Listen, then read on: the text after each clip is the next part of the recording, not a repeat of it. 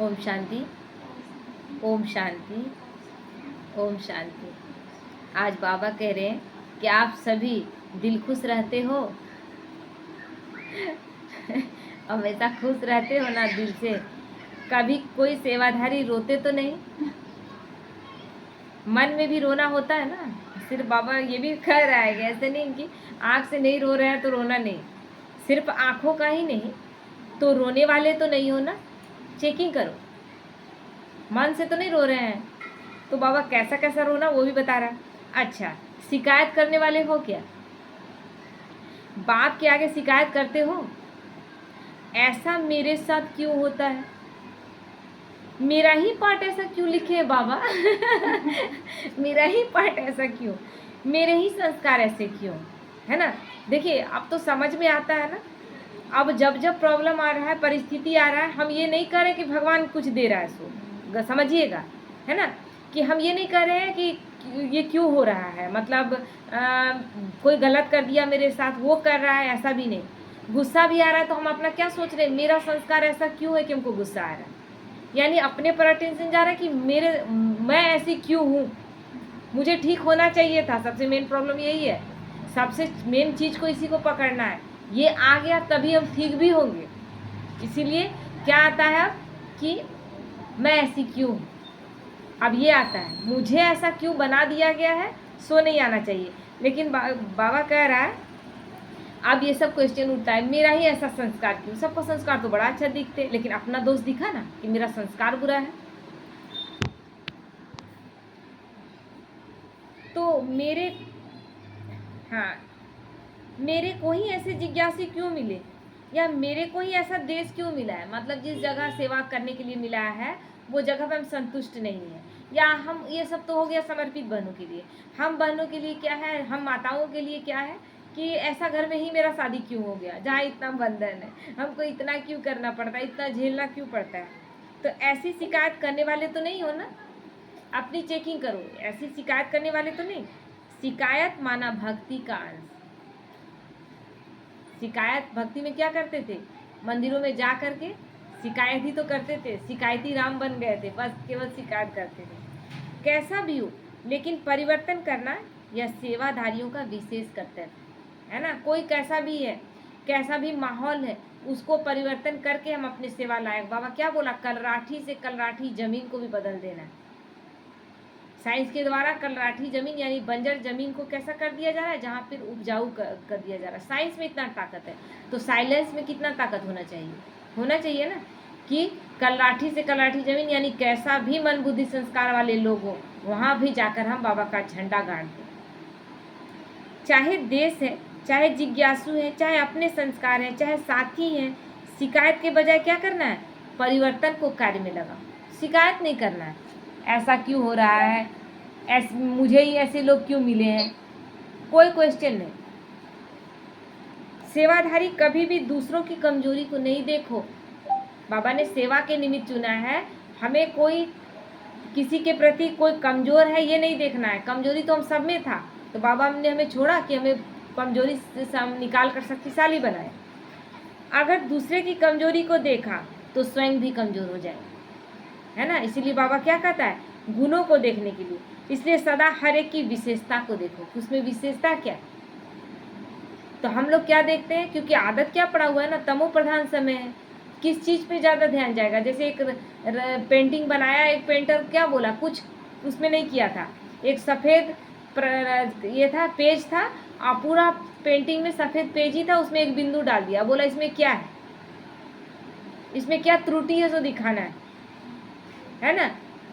तो हर एक आदमी क्या बोला, मतलब उसमें क्या, इस पेज का खूबी क्या है, इसमें क्या है विशेषता, तो वो उस दाग दिखा उसको, एक जो बिंदु था। लेकिन पूरा सफ़ेद वाइट पेज तो नहीं दिखा, वाइट पेज तो बड़ा था ना, बिंदु तो छोटा सा था। तो इसी तरह हम 99 गुण को नहीं देख पाते, एक अवगुण पर अटक जाते। क्यों, गुण देखने का संस्कार खत्म हो गया, अवगुण ही ढूंढते हैं दूसरों में। तो विशेषता को देखो, विशेषता को धारण करो, विशेषता का ही वर्णन करो। यही सेवाधारी के विशेष उड़ती कला का साधन है, समझा। और क्या करते हैं सेवाधारी, प्लान बहुत अच्छे अच्छे बनाते हैं, उमंग उत्साह भी अच्छा है, बाप और सेवा से स्नेह भी अच्छा है। अभी आगे क्या क्या करना है? अभी विश्व में 2 सत्ताएं हैं। बाबा क्या करना है तो आगे बता रहे हैं। राज्य सत्ता और धर्म सत्ता, है ना। ये 2 अलग अलग हो गए हैं द्वापर के बाद, जो 2 पैरों में बट गया है ना, 2 भाग में बट गया है। धर्म नेताएं और राज्य नेताएं, दोनों की अलग अलग स्थिति है। और ऑक्यूपेशन वाले भी अलग है, क्योंकि अलग होना ही था। राज्य सत्ता धर्म सत्ता एक क्यों नहीं है? कितना धर्म हो गया है। राज्य, मान लीजिए एक देश को चलाने के लिए मान लीजिए एक पार्टी चाहिए, एक प्रधानमंत्री बैठेगा, लेकिन धर्म कितना है? सबका धर्म नेता अलग अलग। कितने धर्म हो गए? देह के धर्म तो है ही, और उसके बाद हिंदू मुस्लिम सिख ईसाई, ये भी तो देह के ही धर्म। जब हम शरीर में आते हैं तब तो कहते हैं कि मैं मुसलमान हूँ। मर जाने के बाद आत्मा कहेगी कि मैं कौन सी आत्मा हूँ, मैं मुसलमान हूँ कि हिंदू? केवल उस समय एक आत्मा है। तो धर्म नेताएं और राजनेताएं और ऑक्यूपेशन वाले भी अलग अलग हैं, लेकिन सत्ता इन 2 के साथ में ही है ना। 2 के आधार पर ही ये सत्ता चल रहा है। तो अभी इन दोनों सत्ताओं का ऐसा स्पष्ट अनुभव हो कि धर्म सत्ता भी अभी सत्ताहीन हो गई है, और राज्य सत्ता वाले भी अनुभव करें कि हमारे नाम राज्य सत्ता है, लेकिन सत्ता नहीं है क्या? राज्य सत्ता भी किसी का चल रहा है, राजनीति में भी किसी का चल रहा है क्या? चलता तो इतना सारा पार्टी का जरूरत था। 32-33 पार्टी मिल करके किसी तरह का राज्य चला रहे, पूरा देश को चला रहे। कितने सारे मतलब मन का भेद, मतभेद, कितने सारा सबका अलग अलग विचार, और तब किसी तरह से चल रहा है। एक कोई छीन लिया अपना समर्थन तो राज्य सत्ता खत्म। और धर्म सत्ता हो ही नहीं सकता, क्योंकि इतने सारे धर्म है। कभी कोई बोलता है हम श्रेष्ठ है, कोई बोलता है हम श्रेष्ठ है। आपस में सब खुद ही तय नहीं कर पा रहे हैं कि श्रेष्ठ कौन है। सब आपस में इसी बात पर लड़ रहे हैं। तो कैसे अनुभव कराएंगे उनको? उसका साधन क्या है? लेकिन उन लोगों को अनुभव कराना, अभी वो लोग अनुभव नहीं कर रहे। लेकिन बाबा कहते हैं योग से और ज्ञान से उन्हें अनुभव कराओ कि तुम्हारी सत्ता क्या सच में है। जो भी धर्म राजनेताएं व धर्म नेताएं, उन्हों को पवित्रता और एकता का इसका अनुभव कराओ। पवित्रता नहीं है, ये धर्म नेताओं का अनुभव हो। बड़े बड़े पोस्ट पर बैठे हैं, बड़े बड़े शंकराचार्य हैं, बड़े बड़े मौलवी मौलाना हैं, बड़े बड़े बुद्धिस्ट हैं, है ना। लेकिन क्या उन्हें पता है पवित्रता? आप कोई एक शंकराचार्य है तो वो पवित्र है, लेकिन उसके सारे फॉलोअर्स में कौन पवित्र है? कोई एक पादरी ऊपर में बैठा है ईसाई लोगों का, तो वो पवित्र है, और उसके मानने वाले कोई पवित्र है क्या? तो जब हम उसी की नहीं मान रहे हैं तो कहाँ चल रहा है? धर्म नेता का भी कहाँ चल रहा है? राजनेता का भी चल रहा है क्या? नहीं चल रहा है। तो इसी की कमी के कारण दोनों सत्ताएं कमजोर हैं, क्योंकि पवित्रता नहीं है। पवित्रता होगी तो पवित्रता आने के बाद इतना भाग में तो बटे हुए ही नहीं रहेंगे। अपवित्रता आई तब तो इतने भाग में बट गया, इतना धर्म आ गया, इतना सारा अलग अलग विचार आ गया, राज्य अलग, राजा अलग, प्रजा का प्रजा पर राज्य हो गया। ये स्थिति क्यों हुआ? जब हम अपना पवित्रता खो दिए। तो इसी कमी के कारण कमजोरी है। तो पवित्रता क्या है, एकता क्या है, इसी पर उनको स्पष्ट समझाने मिलने से वह स्वयं ही समझेंगे कि हम कमजोर हैं और यह शक्तिशाली है। और यही प्रत्यक्षता होगा बाबा के बच्चों का।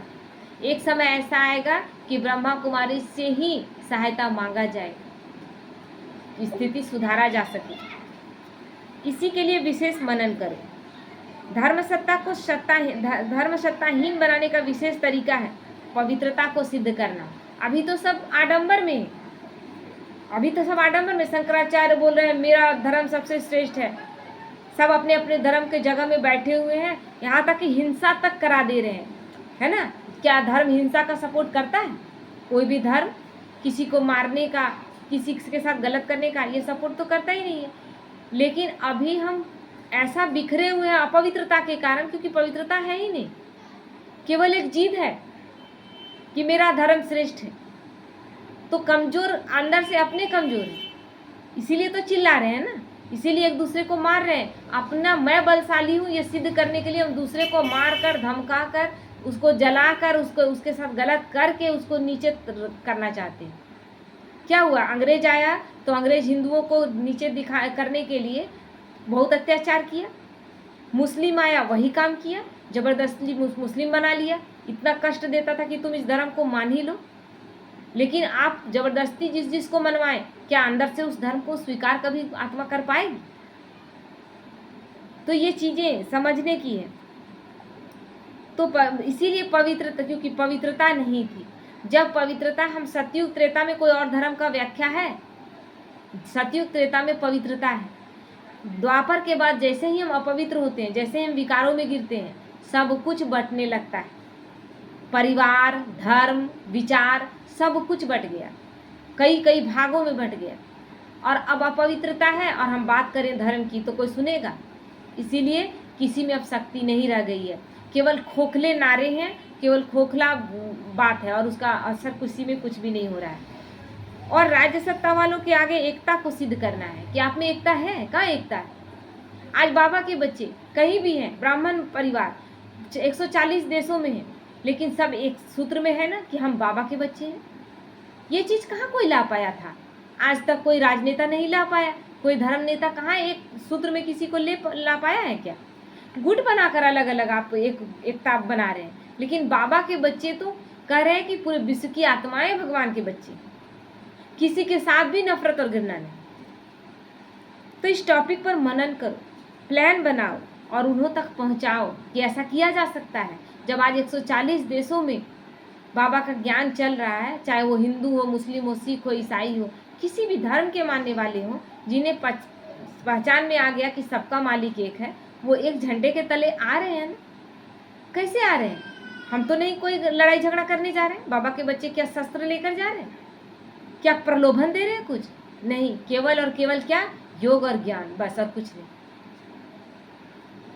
तो इन दोनों ही शक्तियों को सिद्ध किया तो ईश्वरीय सत्ता का झंडा बहुत सहज लहराएगा। इसलिए दोनों को हम लोग को कैसे अनुभव कराना है? अपनी कर्मेंद्रियों पर राज्य करके पहले स्वराज्य अधिकारी स्थिति, उसके बाद संपूर्ण धारणा युक्त स्थिति, क्योंकि धर्म तो है, अभी धारणा कहाँ है किसी? कई सारे धर्म है। अभी तो विश्व में 300 धर्म कहे जाते हैं, छोटे मोटे मिला करके इतने सारे धर्म, जिसको जब बुझाया 4-5 लोग मिलकर भी अपना अपना एक धर्म बना लिया, लेकिन शक्ति किसी में है? तो इसीलिए बाबा कहता है अभी इन दोनों की तरफ विशेष अटेंशन चाहिए। अंदर तो समझते हैं, लेकिन अभी बाहर का भी मान है। अंदर सब कोई समझ गया है, चाहे किसी भी धर्म के नेता हो, समझ गए हैं कि इससे चलने वाला ज़्यादा दिन तक नहीं है। बहुत हिंसा हुआ, भारत और पाकिस्तान का पार्टीशन हुआ, भारत पाकिस्तान अलग हुआ, कितने लोगों को मार दिया गया, कितने लोग जिंदा जला दिए गए, कितने लोगों को मार कर, मतलब इतना हिंसा, रक्तपात की, रोड पर खून का नदी बहा पार्टीशन के समय। लेकिन क्या हुआ? स्थिति क्या चेंज हो गया? क्या कोई डर के सब मुसलमान ही बन गया, या कोई डर के सब हिंदू ही बन गया? ऐसा हुआ क्या? या कुछ सुधार हो गया इससे? पाकिस्तान अलग कर लिया गया, लेकिन पाकिस्तान बोला कि खाली वहाँ ज़्यादा मुस्लिम ही है, हिंदू कुछ मात्रा में है, तो वहाँ आपका केवल एक ही धर्म है, क्यों नहीं आप खुश रह पा रहे? यहाँ पर ज़्यादा हिंदू थे, थोड़े बहुत मात्रा में मुस्लिम थे, यहाँ भी हम कहाँ खुश रह पाए? आज़ाद तो देश हो गया और हम धर्म के मामले में अलग भी कर दिए, लेकिन यहाँ का व्यक्ति खुश हुआ ना वहाँ का व्यक्ति खुश हुआ, क्योंकि इससे खुश हो ही नहीं सकते हैं। हम सोच रहे हैं मेरा और आपका विचार नहीं मिलेगा, हम अलग अलग हो जाएंगे। अभी क्या हो रहा है? दो भाई आपस में नहीं अच्छा से एकता से नहीं रहते हैं, अलग अलग घर कर लेते हैं, अलग हो जाते हैं। लेकिन इससे समाज बिखर रहा है कि एकता में आ रहा है? परिवार का परिवार बिखर रहा है, धर्म राज्य का तो छोड़ ही दीजिए। घर में दो भाई एक साथ नहीं रह पा रहे हैं, जैसे ही शादी होता है अलग अलग, इतना मतभेद आ गया है आपस में। तो ये बाहर का अभिमान है। जैसे जैसे पवित्रता और एकता की शक्ति से इन्हों के समीप संपर्क में आते रहेंगे, वैसे वैसे वह स्वयं ही अपना वर्णन करने लगेंगे। बाबा के बच्चे जैसे जैसे इस तरह से ज्ञान में, जैसे अभी धार्मिक नेताएं जितना है, जैसे कि धार्मिक नेता वो राजनेता लोग हैं, जैसे द्रौपदी मुर्मू अभी ज्ञान को तो अच्छे से समझ रही है, और अब जब वो ज्ञान में चल के और कोई भी फैसला लेगी तो गलत फैसला लेगी, तो राजनीति में आ गई ना। राजनीति में बाबा का ज्ञान धीरे धीरे प्रवेश कर रहा है ना, समझा? जब दोनों ही सत्ताओं को कमजोर सिद्ध करो तब प्रत्यक्षता हो। ये हमें सिद्ध करना है कि आप इतने दिनों से चलाएं राज्य सत्ता को या धर्म सत्ता को, लेकिन सुधार तो नहीं हुआ। केवल हिंसा फैला, केवल दुख फैला। अच्छा, तो बाबा कहते हैं साथियों से, सेवा से सर्व प्रकार से संतुष्ट योगी। यह संतुष्टता का सर्टिफिकेट लिया है ना, बाप दादा निमित्त, दादी दादियाँ दीदियाँ सब आपको सर्टिफिकेट दे कि हाँ यह संतुष्ट योगी है। चलते फिरते भी सर्टिफिकेट मिलता है। अच्छा, कभी मूड ऑफ तो नहीं करते? मूड ऑफ हो जाता सर्टिफिकेट मिलेगा क्या? कभी सेवा से थक कर मूड तो ऑफ नहीं हो जाती है? क्या करना है, इतनी क्या पड़ी है, ऐसा तो नहीं चलता है ना? नहीं, अंदर चलता है अरे चलो ना, इतना करने का क्या जरूरत है, थोड़ा बहुत सेवा कर लिए हो गया ना, यानी आप थक गए। तो अभी यह सब बातें अपने में चेक करना, अगर कोई हो तो चेंज कर लेना। अगर कोई ऐसा बात है कि असंतुष्टता है, सेवा करके थक जाते हैं या मूड ऑफ हो जाता है, लगता है कि कुछ दिन के लिए ब्रेक लेना चाहिए, ये सब चेकिंग है। क्योंकि सेवा करते वक्त अगर मन में प्रसन्नता नहीं तो उस सेवा का कोई मूल्य नहीं। सेवा करते वक्त अंदर से प्रसन्नता हो, लगे कि हाँ आज बहुत अच्छा काम किया। क्योंकि सेवाधारी अर्थात स्टेज पर ही कर्म करने वाले, स्टेज पर सदा श्रेष्ठ और युक्ति युक्त हर कदम उठाना होता है। स्टेज पर, जैसे स्टेज पर शो करते हैं तो कितना अटेंशन के साथ शो करना है। एक भी आपका डायलॉग, एक भी आपका बात ऐसा न लगे किसी को कि अच्छा नहीं लगा, तो पूरा का पूरा स्टेज शो खराब हो जाएगा ना। तो सेवा करने का मतलब आप स्टेज पर हैं और लोग आपको देख रहे हैं, लोग आपको सुन रहे हैं, आप भगवान का ज्ञान समझने की कोशिश कर रहे हैं। वहाँ मिस्टेक हो तो क्या होगा, स्टेज पर परफॉर्मेंस गड़बड़ हो जाएगा ना। तो ऐसे कभी भी नहीं समझना कि मैं फलाने देश में सेंटर पर बैठी हूँ लेकिन विश्व की स्टेज पर बैठी हूँ। कभी ये नहीं सोचना है कि भारत देश के एक छोटे से जगह पे मैं बैठ करके और बाबा का ज्ञान दे रही हूँ। हर वक्त क्या सोचना है, मैं विश्व की स्टेज पर बैठी हूँ, मुझे हर आत्मा देख रही है, मेरा कर्म हर आत्मा, मेरा ये ज्ञान देने का जो ये तरीका है, भगवान का ये ज्ञान जो बाबा निमित्त बनाया है, वो विश्व की हर आत्मा तक उसका वाइब्रेशन पहुंच रहा है। तो कितना पावरफुल स्थिति में होकर बैठना होगा। तो बाबा कहते हैं इस स्मृति में रहने से हर कर्म स्वतः ही श्रेष्ठ होगा। तो इसीलिए आपको फॉलो करने वाले भी बहुत हैं। आप गलत करेंगे तो फॉलो करने वाले क्या करेंगे, जैसा कर्म हम करेंगे हमें देखकर और करेंगे। तो बाबा का बनने के बाद हमारी रिस्पॉन्सिबिलिटी बहुत बढ़ जाती है कि हम कैसा कर्म कर रहे हैं, कैसा बोल रहे हैं, तुरंत लोगों को तक जाएगा कि ये ब्रह्मा कुमारी है। जरा सा कड़वा बोलेंगे, जरा सा ऐसा बोल बोलेंगे जो सुनने लायक नहीं है या साधारण है, तुरंत क्या हो जाता है, हमारी बातें फैलती है कि नहीं, और किसी की बात फैलती है। लेकिन ब्रह्मा कुमारी का बात तुरंत फैल जाता है, वो ऐसे बोला नहीं। हम हर वक्त बाबा को प्रत्यक्ष करने के लिए स्टेज पर बैठे हैं, विश्व स्टेज पर। और ये नहीं कि मुरली पढ़ रहे हैं, कहीं सेवाधारी बनकर ज्ञान दे रहे हैं। आप 24 घंटे सेवाधारी हैं, हर वक्त आप सेवा में ही हैं। इसलिए हर वक्त बोल पर अटेंशन, हर वक्त जागे हुए रहना, सोए हुए नहीं। सोए हुए मतलब क्या, देह भान। हर वक्त की मैं आत्मा हूँ, बोलते वक्त की मैं आत्मा हूँ, सुनते वक्त मैं आत्मा हूँ, कर्म करते वक्त मैं आत्मा हूँ, किसी को अपना विचार देते वक्त मैं आत्मा हूँ। हर वक्त आत्मिक स्थिति, तब हम प्रत्यक्षता करेंगे। ठीक है, ओम शांति।